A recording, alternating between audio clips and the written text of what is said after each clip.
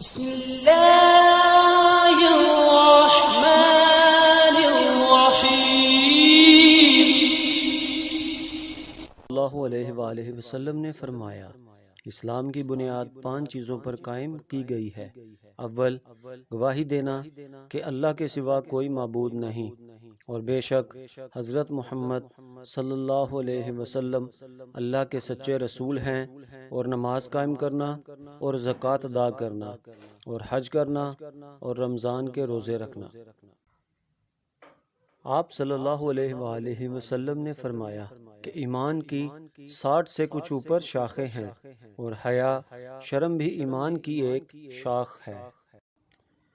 آپ صلی اللہ علیہ وآلہ وسلم نے فرمایا، مسلمان وہ ہے جس کی زبان اور ہاتھ سے مسلمان بچے رہیں، اور مہاجر وہ ہے جو ان کاموں کو چھوڑ دے جن سے اللہ پاک نے منع فرمایا۔